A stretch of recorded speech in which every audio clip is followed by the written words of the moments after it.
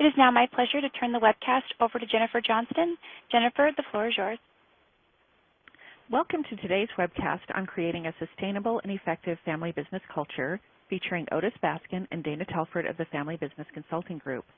Today's discussion is a part of the Family Business Services offered by Zions Bank Corporation, a financial services company consisting of a collection of great banks that operate under unique brands across 11 western and southwestern states. Our 8 locally managed banks have dedicated relationship managers who can provide expertise to assist and support family businesses. So please let us know if you want more information about stock ownership record keeping, succession planning, exit strategies, or other topics. We have great people ready to support your unique needs. Today, Dana and Otis will cover how to continuously reinforce the connection between family values and business culture, and how to create common ground for discussion among family members, employees, directors, and customers. We look forward to answering the questions that you submit as well. I'm pleased to introduce our presenters from the Family Business Consulting Group. Dr. Otis Baskin was the founding director of the Family Business Forum at the University of Memphis and is a former dean of Pepperdine University. His primary expertise is in helping business-owning families develop plans for leadership succession, development of next-generation leaders, and family ownership structures. Dana Telford specializes in succession planning, family governance, board effectiveness, and conflict management. He earned an MBA from Harvard Business School and is a third-generation member of a commercial real estate firm. We'll begin with Otis. Thanks, Jennifer, and welcome, everyone. Today, as Jennifer mentioned, Dana and I want to focus on creating a sustainable and effective family business culture. Culture is an important part of all that we do. We're going to try to cover these objectives in the webinar today. First of all, we want to look at what culture really is, what it means for business-owning families, why it's important. Also look at how culture enhances shareholder value in the organization and how culture can inhibit shareholder value as well. There are two sides to that. And the ways in which culture can and really should evolve. So some objectives today to help you identify your own culture. Also to help you create a deeper awareness of how to manage change within culture and to build an appreciation of your family business culture that can help you and your family as you move forward. So what is culture? You know, there are a lot of ways that people describe culture, and many people just feel like it happens. But actually, culture should be, and in a family business needs to be, a defined system of values, beliefs, and shared meanings. These have to be worked at. These have to be developed over time. So a lot of the values, beliefs, shared meanings that we encounter with family businesses around the world involve things like hard work, great service, honest value, education, knowledge. Those are all excellent values that many family business cultures create and continue to maintain. But culture evolves as it goes along, and it begins to get baked in to any family business system. And as it gets baked in, sometimes we lose track of where it comes from.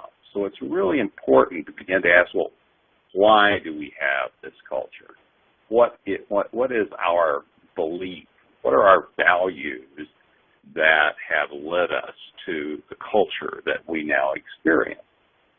Culture can be shaped by environment in which we live, the geography of where we are, the industry we're in, certainly our organization's mission.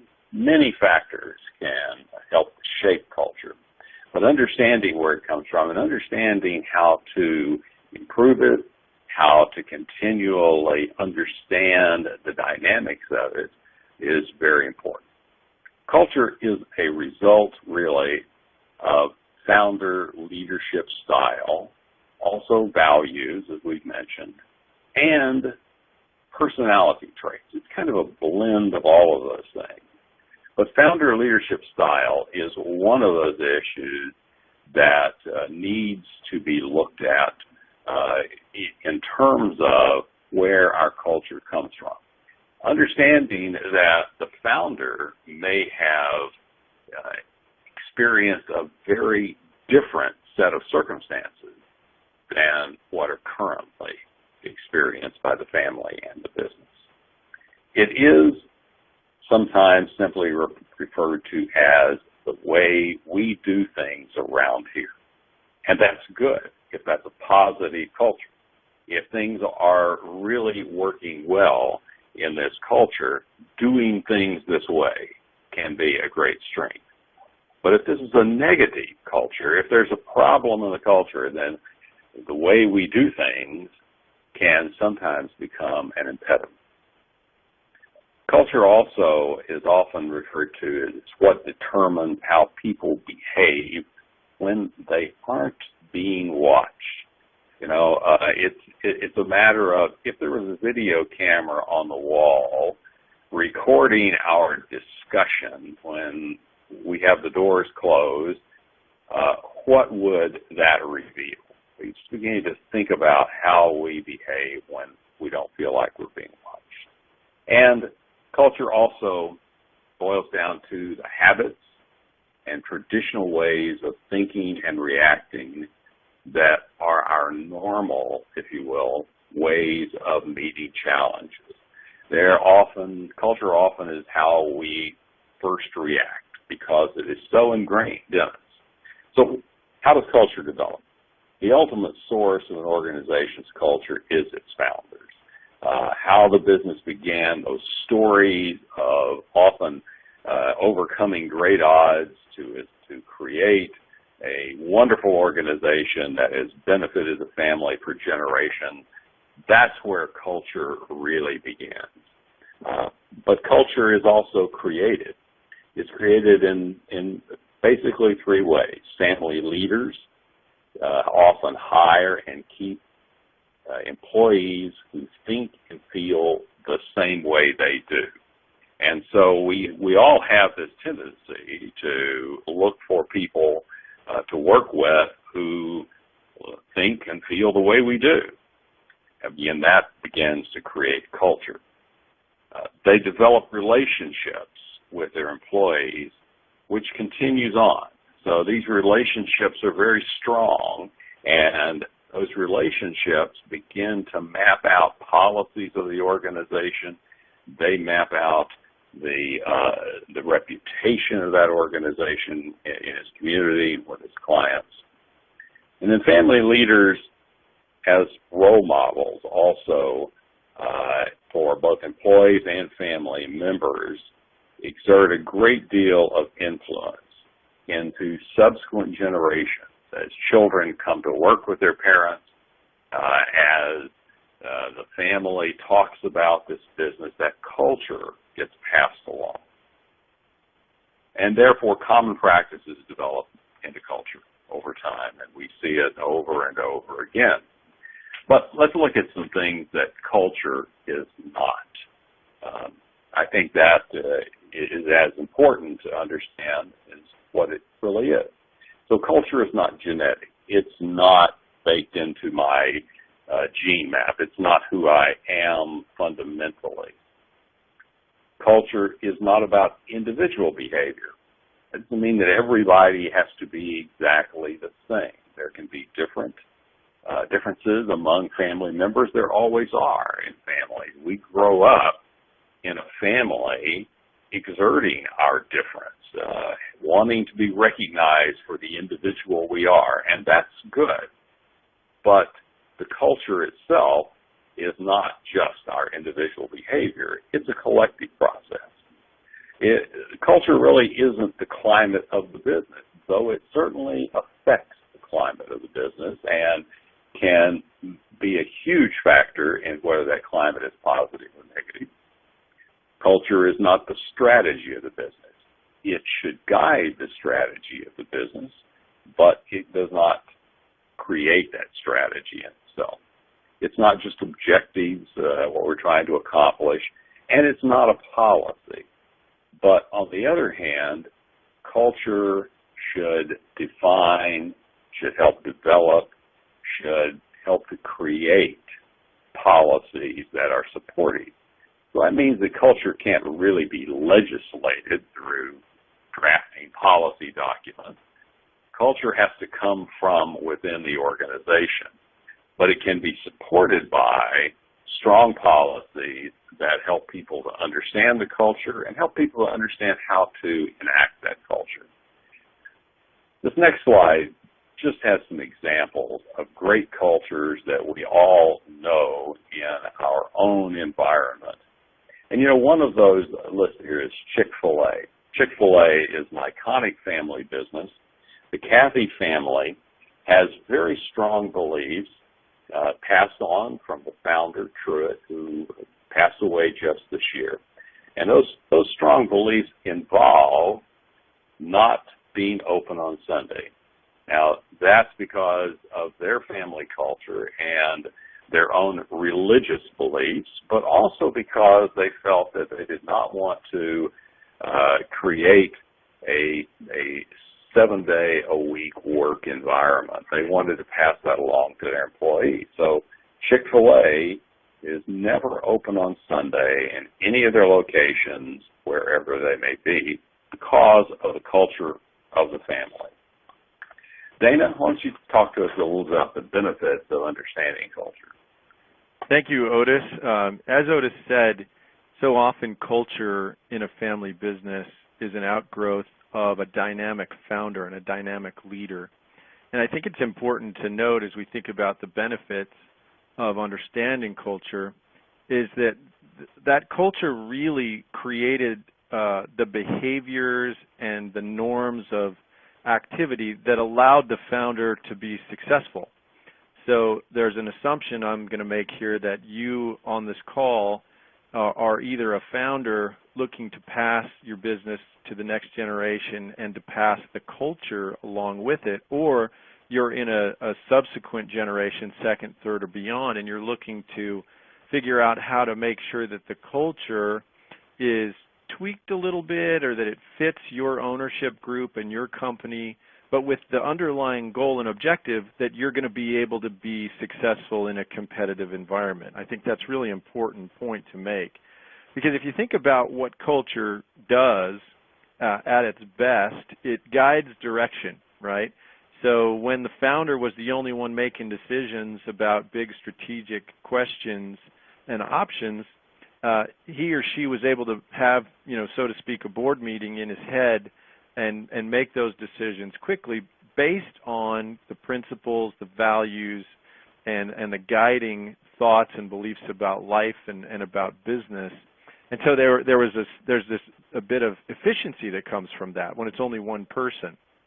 So understanding the culture and then taking it into subsequent generations should have this idea that we're guiding direction, we're creating guidelines that can be quickly reacted to in making decisions. It helps us make action quickly, decide on action points, coordinates that action process. And it provides meaning. We're going to talk a little bit more about it here in the next slide, but the question of why we're doing this always has to be in the basis of an ownership group in a family, right? A founder starts a family business a lot of times simply out of necessity to feed the family and to provide, and then it grows and becomes, starts to encompass a bunch of different meanings. And so asking that question, why? Why are we doing this, and why do we follow particular guidelines and beliefs and principles? The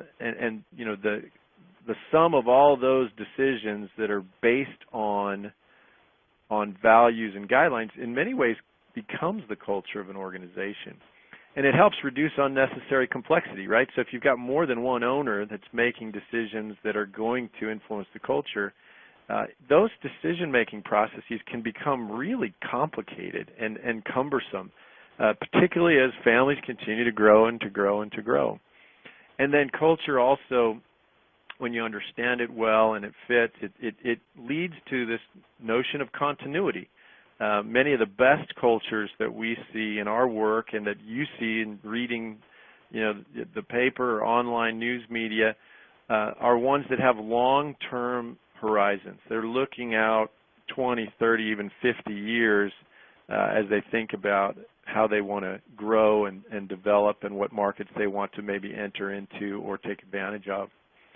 And then it offers unique competitive advantage that can't be imitated. I mean, if you think about that, that's really important. There were many business cases over the years that have been written on Southwest Airlines as a very unique culture, and a lot made about the fact that other airlines tried to mimic their kind of point-to-point delivery system and using only 737s as their strategic kind of asset. And the point made often, answering the question why it didn't really work in many cases, was that the culture of Southwest Airlines was so strong and so easily defined, but so difficult to replicate, that became the stumbling block for the competitors. How does it really form? How does a culture really come about? It all really starts with the purpose, and it really starts with the founder. But I want to not just focus on the founder and say it depends on the purpose of the shareholders. Why do the shareholders, the controlling ownership group of your organization, why are you in business, right? We all have a day. In each day, we all have a certain number of calories that we're burning if we think about it that way. I just recently found out that on an average day, I'll burn about 2,000 calories. And it made me start to think, where am I putting those calories? And what kind of a return am I getting on the investment of those calories into each day? And I think it's a great question to start with if you are starting a new discussion about culture with your owners and with your stakeholders in your organization, is why are we doing this? We have choices to make. I'm going to assume you have viable alternatives to doing what you're doing. So asking the question, discussing it, and coming up with a shared purpose is extremely important.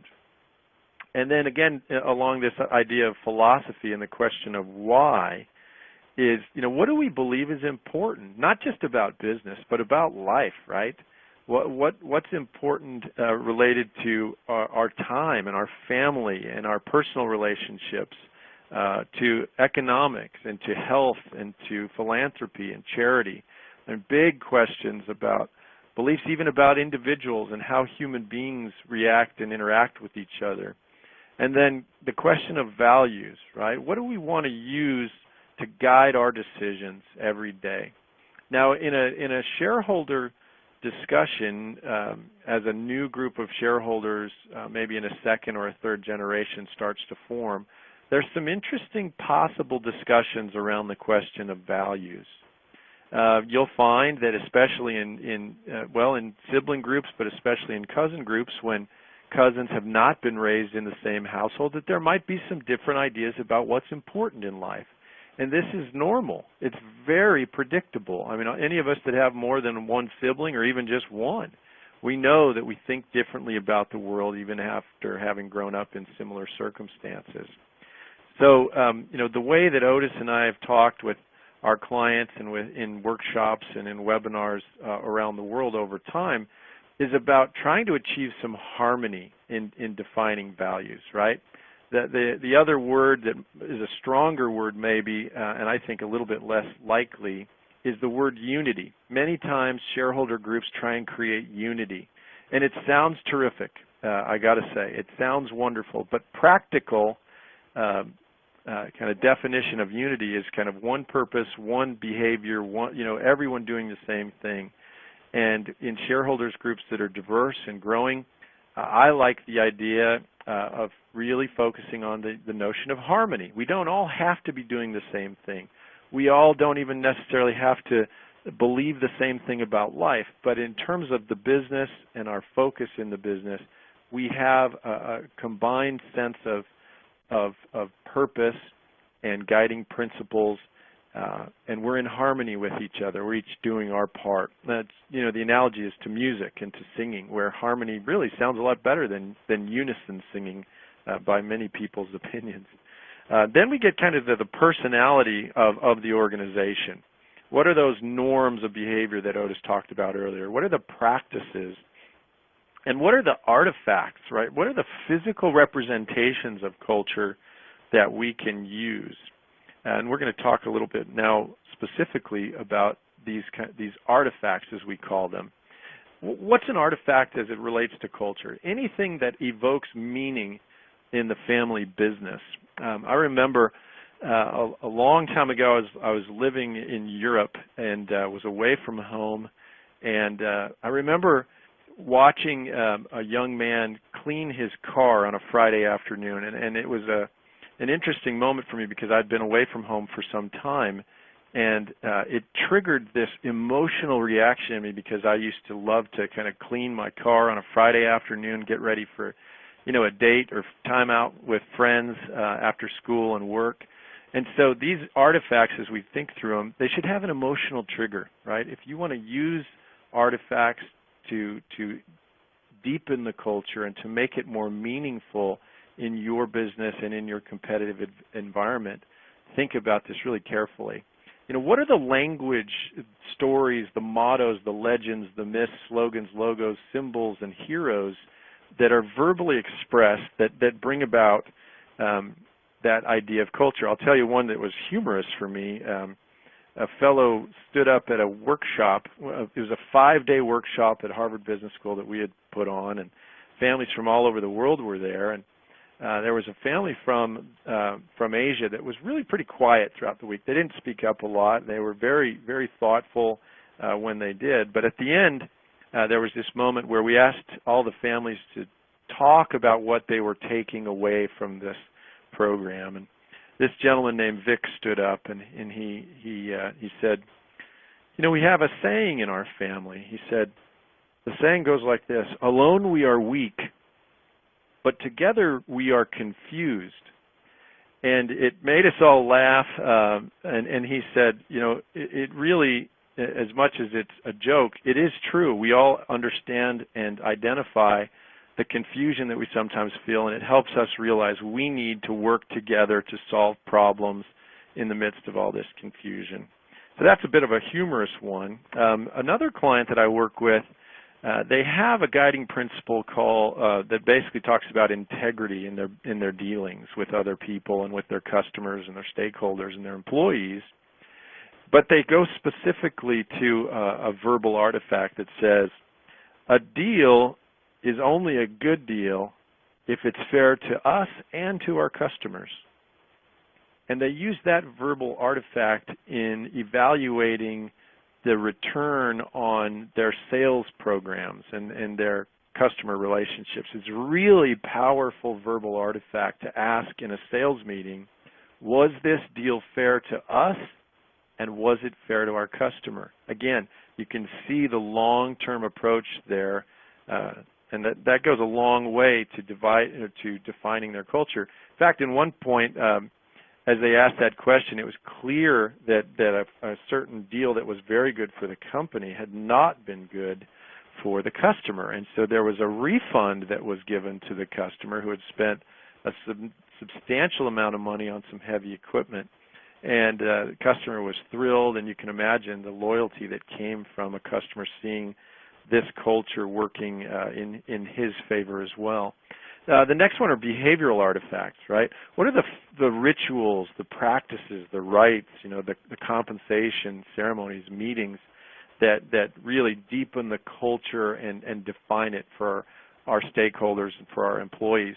One that I heard of in the past, so I was not associated with this, but it was one that a colleague of mine talked about, was a company that had a deep culture, and part of it was doing the right thing, and not just talking the talk, but walking the walk, walking the talk, as they said it. And what they had as a behavioral artifact is anytime someone in the company did something that was seen as kind of walking the talk, that really was true to the culture, they would have this little ritual where they had kind of like a 3-piece band that they put together. And it was just a drum, you know, and some guy blowing on a clarinet or some loud instrument, and they'd go through the offices, and they'd bring this person to the front of the office, and they'd hand them those little red wind-up clackety-clacky teeth, if you can think of what those are. And that was a behavioral artifact, was the process of bringing them up to the front with the band, and then the physical artifact was them giving these little teeth that clack to say you don't just talk the talk, but you walk the talk. And those little teeth became symbols of culture throughout the organization. So if you'd go into the maze of cubicles and you saw somebody who had those teeth, highlighted right there on their desk, you knew that they were proud of it and that they had been kind of caught, so to speak, walking the talk. So the physical artifacts are important too. Those little kind of playful, gifty toys like that, or art, decorations, attires, appearance, physical layout. I worked with a family in California many years ago that was a part of building the Golden Gate Bridge and also the Hoover Dam, and some of the most wonderful, amazing construction projects throughout American history. And in their lobby, they had pictures of their kind of the founder and then second generation leader and the third generation leader standing in front of these incredible monuments. But what struck me was that the pictures, the paintings were of those monuments under construction, not finished. And I thought that was really important, that they were so proud, and their culture is so much about developing things that last and that are high quality and that they can be proud of. So those physical artifacts are important as well. Another client,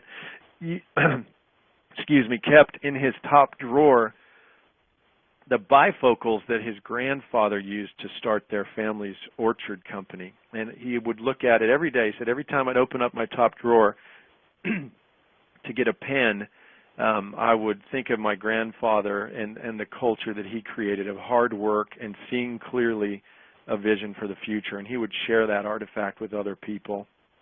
Why is it important to identify and nurture a culture? Well, the business, again, if your culture isn't well defined and you can't compete with that culture as a basis for decision making, then you're not going to be around to tell the story. The business has got to be grounded in these behaviors and these principles. Otherwise, the golden goose, so to speak, is going to die, and the golden eggs aren't going to be flowing, and that's not good for certainly the employees, but it's also not good for the family. It's not good for the stakeholders. Again, we have to think about the fact that we're in competitive environments. There are others who are out trying to garner the same resources that we're trying to garner, and we have to think of ways to make ourselves different and unique, and culture is a very good way to do that. Before I turn it back over to Otis, I'll go through this slide about culture in the business. It creates value for the business when it leads to, first and foremost, recruitment and development of strong leaders. Worked with a family in Washington, D.C. to develop culture in their family business. This was a number of years ago, probably about 6 or 7 years ago. And one of the things that we decided together was that what they would use different questions in their hiring practices that hinted at the culture of their company and tried to get their sense of a fit or a match with this potential hire. And it went something like this. So, typical questioning inside of hiring practices would go something like this. Otis, you're applying for this job. Tell me, and in this job you have to solve really complicated problems. Tell me about a problem you solved in the past. Tell me about, options that you saw for solving that problem. Tell me about the one that you chose for solving that problem. And then tell me, what was the result of that? But they decided to put a little twist on it.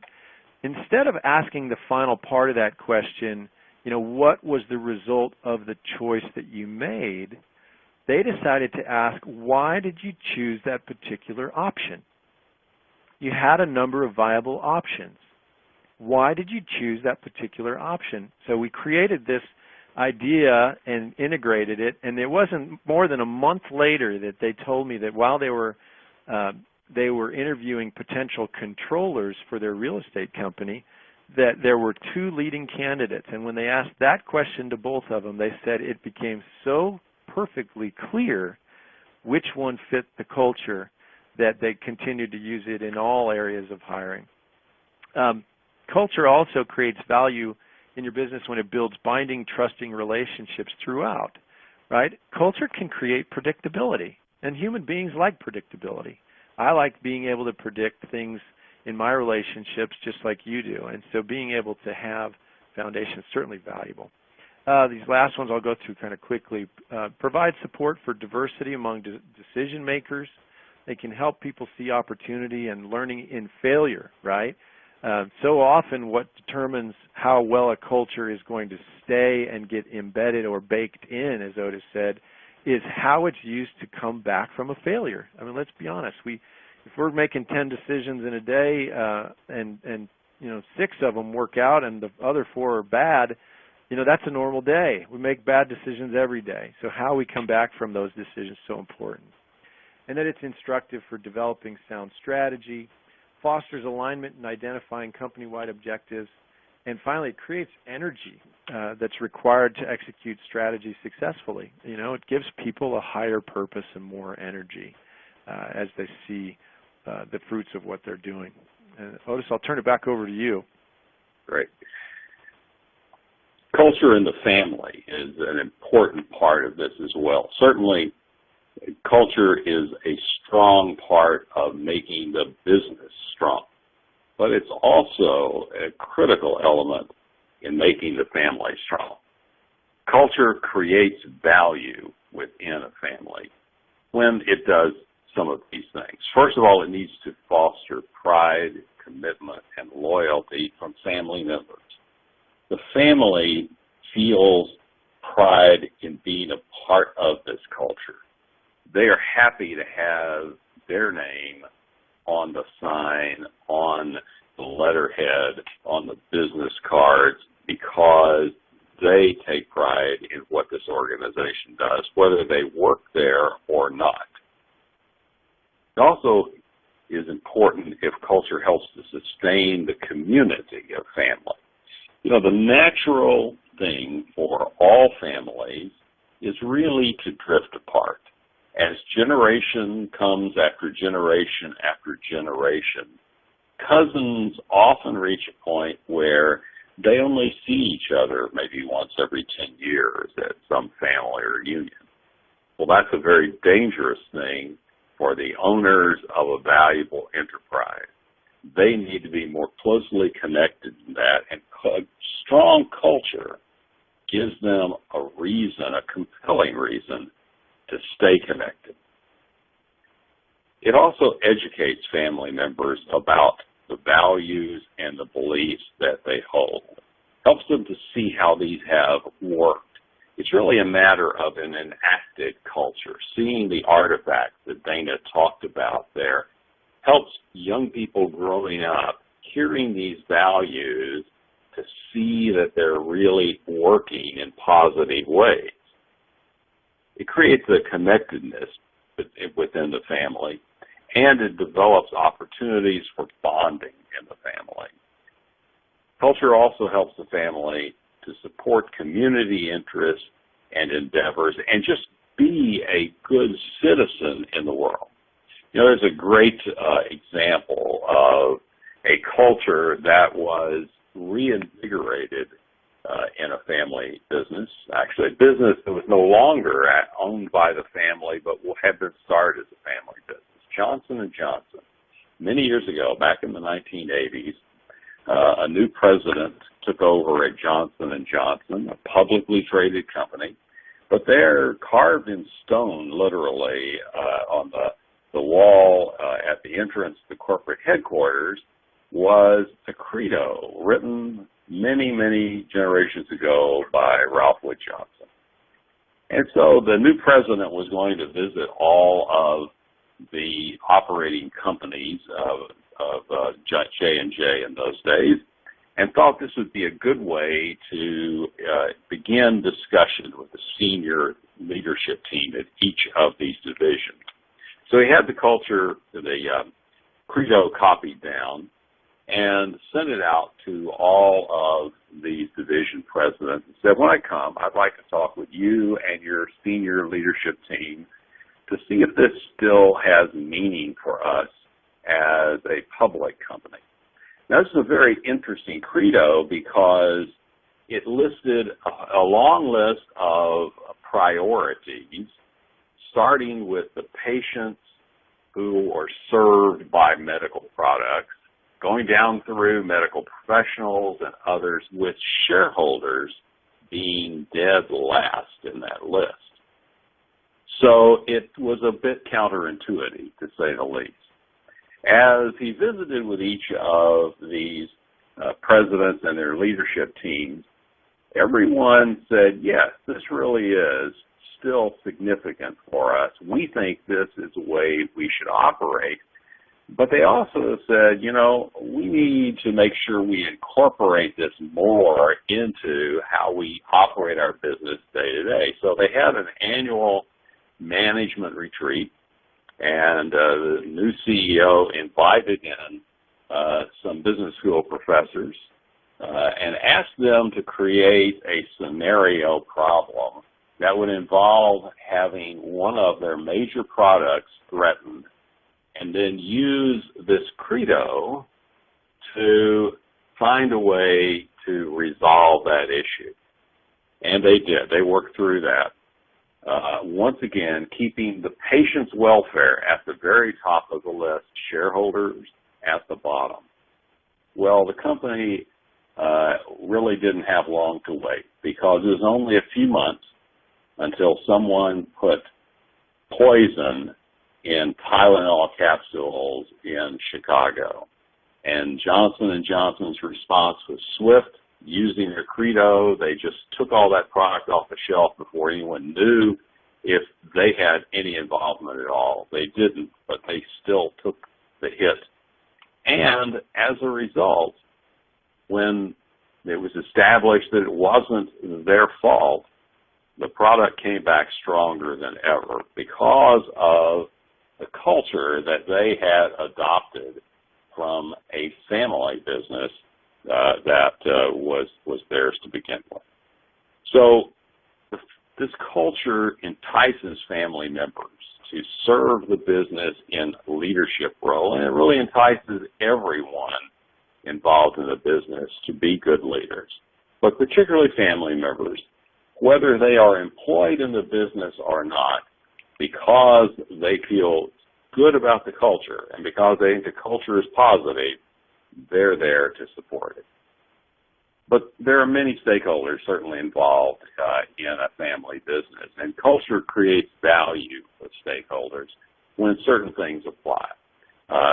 Shareholders have enhanced value when culture is strong and positive because it's good for business.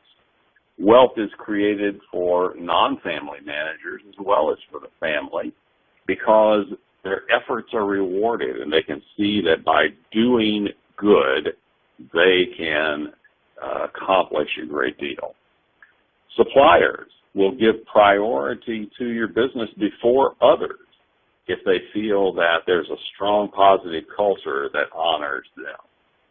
And customers are proud to buy from a business that they feel supports their culture.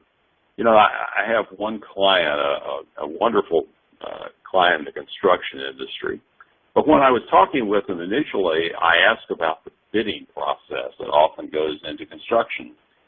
And the person responsible for new business development simply said to me, "We don't do bids." And I don't understand what that means.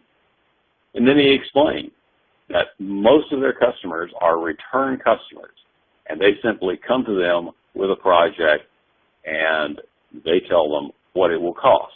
The customers trust that the project is going to be done well and that it's going to be priced fairly, and they come back over and over without going through a very rigorous bidding process. It inspires those within and external to the business to maintain these strong relationships. It keeps people on point and focused. And if it is perceived that the business makes a meaningful contribution to society, people are more loyal to it, whether they're owners of the business, employees of the business, or customers of the business, or suppliers to it. So a strong culture is good. We can establish that, and everybody recognizes it. But I think it's all important to think about why, what makes a strong culture good. First of all, it's good when it creates strong profitability. We can understand that. I've had one client that had a very conservative lifestyle within their family related to the culture of their business. And the reason was their business served relatively socioeconomically lower parts of our society, people who did not have a great deal of wealth. And this family did not want to disrespect their clients by flaunting their wealth. They also showed a stewardship for the future, realizing that this wasn't theirs to spend, but that they were there to create value for another generation still to come. Strong culture creates alignment between the business and its employees in very powerful ways. It fosters a team environment across departments and divisions that helps people to bond together toward a common goal. I had one CEO who had a little saying that he passed out around the office every time I was there, little stickers and other things that just said simply TNT. So as I began to ask more about that with people who worked there, they said, this is how we operate our business, and we all understand. TNT doesn't stand for explosive, though we think we can be explosive at times. TNT stands for today, not tomorrow. It emphasizes the urgency of how we serve our clients and how that creates value for us. And that culture could be communicated so cleanly and so clearly with just those three simple letters. Employees are motivated to fully engage with their work environment then and not just work harder, but smarter and be more committed if they believe in and value the culture. A strong culture, though, can be bad. All culture is not good. Sometimes families and others develop dysfunctional culture, so we need to acknowledge that. And so I think it's important to think about the fact that a strong culture is bad because of these things, when these things listed on this slide exist. So if the business gets stuck in a rut, it can't get out of a particular practice, even though it's clearly not good, not working, that's a bad culture. If it creates blinders for management who feel their way should continue to be the way in the future, no matter the results, then that is a dysfunctional culture.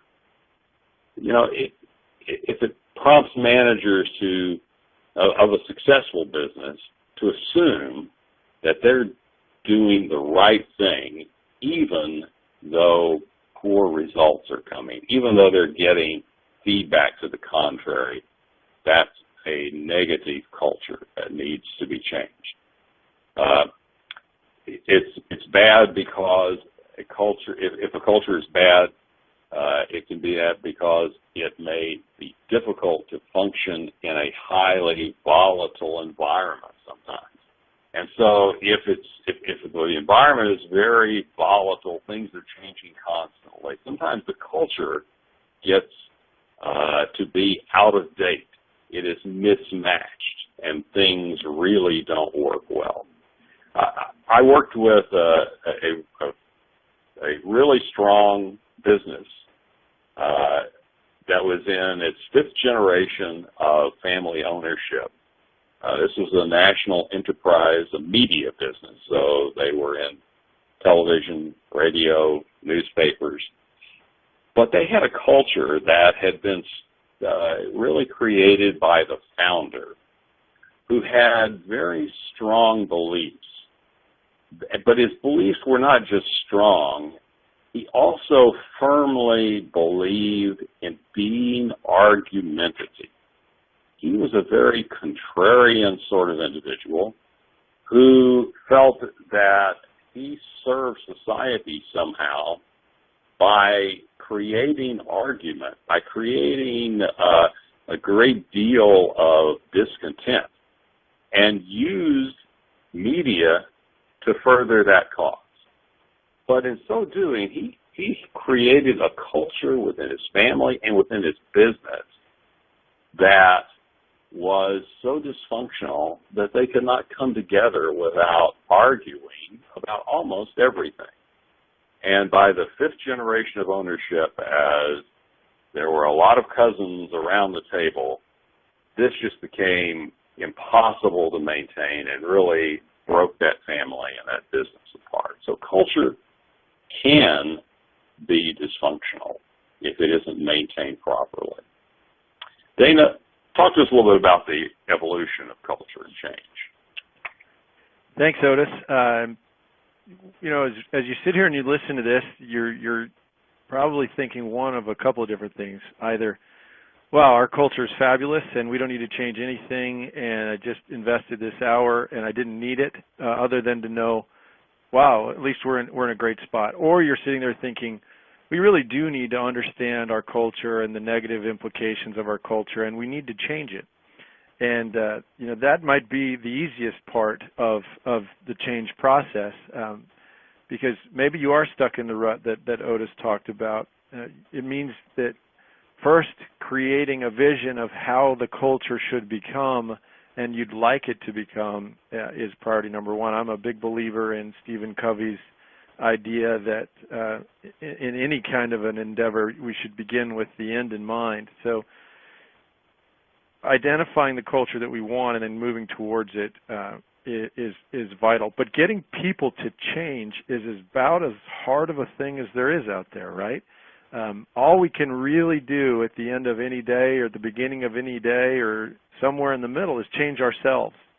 And by changing ourselves and showing a culture that we want to move towards and identifying it and identifying the benefits of it and why it's important is just absolutely vital. You know, I'm reminded of I learned a little bit about a small bug once called a Sphex wasp. And the Sphex wasp is this interesting little wasp that stings things and paralyzes them, you know, things like crickets, etc., and paralyzes those bugs and then brings them to her nest where she lays her eggs in the still living body of that bug and you know, provides for her children that way. Well, scientists have found that she has a very, very specific process that she goes through, and if anything puts a bump in the road of that process, she cannot adapt to it. So if for instance, something moves her paralyzed prey before she takes it into her lair, she won't just overcome that hitch in the process. She'll try and move it to exactly where it was and then go back into a process. So I use that example to say, hey, let's not be Sphex wasps. Let's make sure that if bumps come along, because they certainly are going to come along, we still need to go forward with change, because change is difficult, very difficult. How do you know if your culture needs attention and you need to change? Any of this long list of potential problems or indicators. Low morale. You know, if you're going through a transition and the culture is just kind of moving along without any attention given to it. Financial performance, dissatisfaction by customers, especially major customers. Altered competitive landscape, right? If you've got a new kind of energized company out there that's hiring away some of your best people, you know, it's time to change the culture. Macroeconomic conditions, demographic, socio-cultural changes, all these things can be indicators. Growth, diversification, acquisitions, weakened relationships with other organizations, Those might be complementary relationships. Regulatory environment can change, as we all know. And then subcultures can become competitive within the organization if there are factions that want change. One idea, a lot of times what's keeping a culture from changing, frankly, is, and I'll say this as respectfully as possible, is kind of the sacred cows of an organization, those who have been around for many, many years, who have particular ways of doing things. And the best way to handle that, I believe firmly in the words of Jim Collins and his ideas in Good to Great about getting the right people on the bus and getting the wrong people off the bus. Many times when we work with clients who have employees who have been around for a long, long time and that don't seem like they're kind of engaging in their own personal retirement plan, let's say, we suggest just a direct conversation with that person and ask the question, what is your retirement plan? And so often the response is surprising. I can think of one very specific example where there were 3 sacred cows in this organization in Indiana, and the founder was very nervous to bring it up. He said, they've been so good and so helpful to me, and I'm so loyal to them. And I said, well, it doesn't hurt to have the conversation. And so in every case of the 3, what was happening was that the employee felt like they couldn't leave and that they would be letting down the founder if they left, and that their services were so badly needed that leaving and retiring and fishing and spending time with grandkids or starting, some other business would have been like a slap in the face of someone that they cared about. So simply have the conversation with key employees about things like retirement planning, how they might be open to change, and then you can make better decisions after having those conversations. Some myths about change related to culture, that it's simple. It's as simple as willing it to happen, right? If I want it to happen, if I draw that energy to me, that it's going to happen. That's just not the case. And that it can happen quickly. I mean, think about family businesses. They have generational traditions and generational cultures, and they're going to take years to change in a thorough way. And certainly you don't want to quickly change the culture depending on whatever recent management book has been written about it. We want to think clearly about authentic change and how it can represent owners and stakeholders going forward. That people will understand the need for change. I don't like to change. It's uncomfortable, and I like comfort just as much as you do. So people would rather be comfortable rather than change. They'll embrace change if it's obvious. Just because it's obvious to the owners doesn't mean that it's obvious to the key employees of an organization. Radical change is riskier than incremental change. That's a question mark for me. I mean, radical change certainly isn't less riskier than incremental change in every case. I guess the answer there would be a typical consultant answer, which is, it depends on the circumstances as to how quickly the change can happen. How many people are involved? How large is this organization? So I'm doing some work right now with an organization that has 265,000 employees, and when I heard that, I nearly fell off my chair. I mean, if you think about how hard it would be to change a culture in an organization like that, I mean, I think that's more than there are in the people in the state of Wyoming. And I thought, wow, this is going to take time if we're going to make changes. It can happen without impacting workforce and leadership. That's a myth also, that single levers of change will affect the desired change. Like in technology, so often in a world of technology right now, we kind of put all our eggs in that basket, and we just have to be very careful about making sure that the change is deliberate and authentic to the organization. And finally, that creating new rules and controls alone will lead to new, more desirable behaviors. Right? There has to be that purpose behind it of why we're doing this. Successful change in culture, if that's the goal, it requires an understood impetus for change. Again, back to that question, why? It depends on a collective desired outcome or vision, right? Especially as the ownership group gets bigger and bigger. It necessitates shared understanding of behaviors that will help realize and perpetuate those desired outcomes. So we have a vision, It makes sense why we're going to go through with it, but then how do we really, get down to the nitty-gritty of decisions, whether it's with customers or with other employees or with lenders or with owners? It must be led by appropriate champions, credible champions that have put notches on their belt along the way, where they've been able to say, look, I have credibility, I've earned it, and follow me this way because it makes sense. Aligning actual values versus espoused values. So there are lots of ideal value systems out there, but a lot of what we really need to have are actual values that we can integrate every day and that we can make come to life every day. Develops through incremental initiatives, evaluated along the way, right? Because the culture that you've identified and are aiming towards as of today makes sense today doesn't mean that tomorrow is going to be the same thing. Warren Buffett said recently, the world looked very peaceful and calm and predictable on September 10th, 2001. We all know the tragedy that occurred the next day, and the point there is that we have to be able to stop and reconsider as we move in a direction. And it needs to be celebrated in increments. If it is hard and if people are becoming uncomfortable, but with the goal of making a better system and a better culture, it should be celebrated, whether with clackety-clack teeth like we talked about and a small marching band, or cake in the kitchen room, or whatever it is. Make sure that it's celebrated. And it really does demand flexibility and agility, as we've just talked about. Got to be willing to change, and as times change, as markets change, as customers change, and as owners change. We're towards the end here. Any questions? We'd love to have you, email those to the appropriate people with the buttons on there that I don't understand. I guess there's a Q&A one down there. But Otis, why don't we talk about takeaways as maybe a question or two is coming in.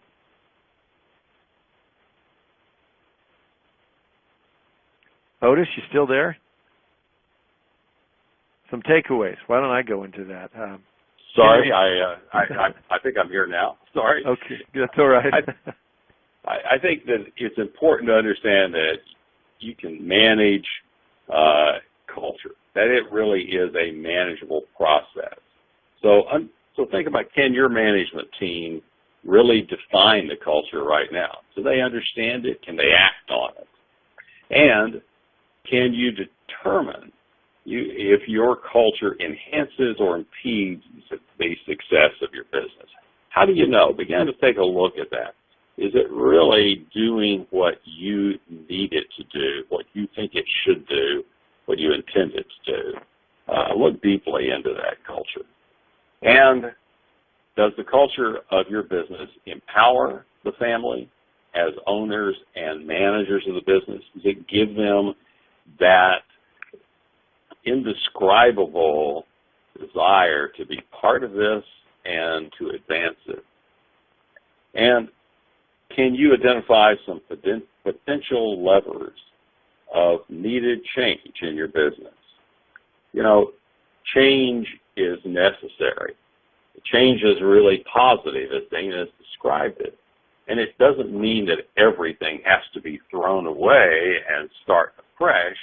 It means that we should constantly look for those adjustments that need to be made so that our culture does what we want it to do. And think about then where you can begin in order to affect cultural change.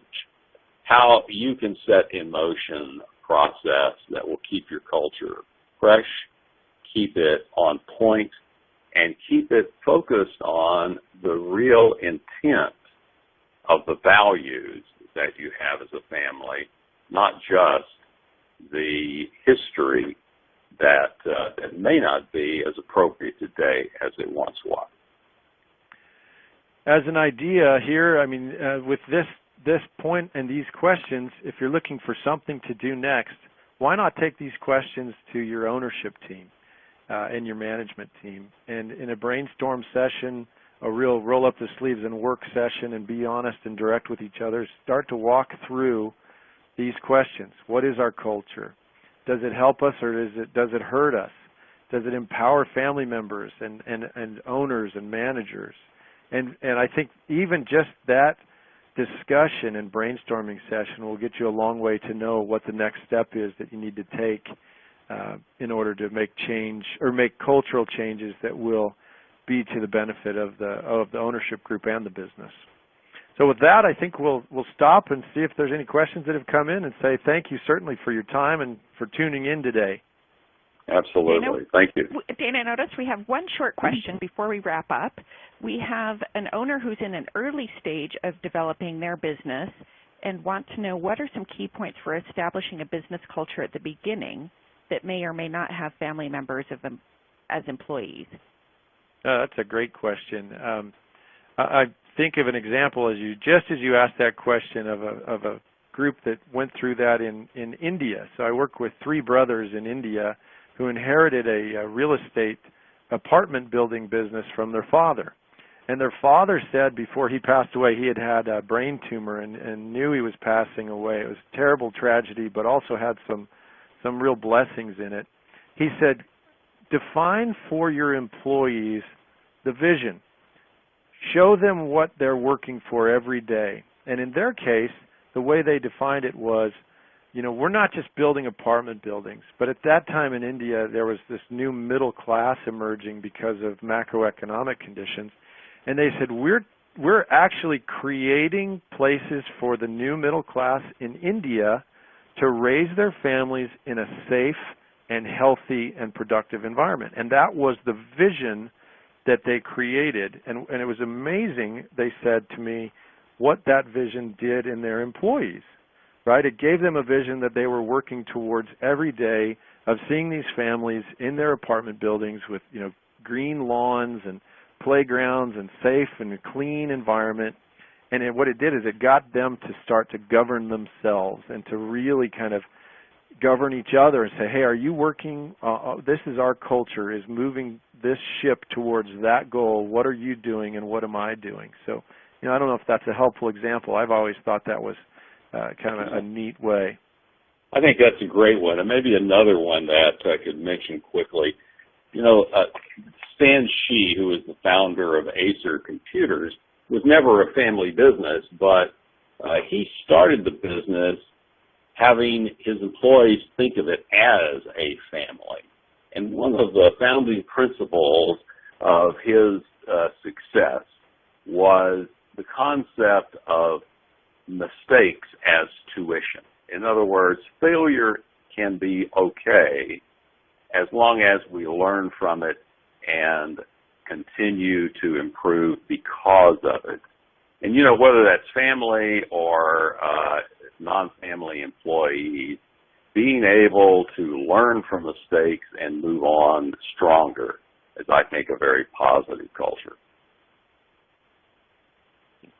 Well, thank you all for your time today. We hope you will join us for our next presentation.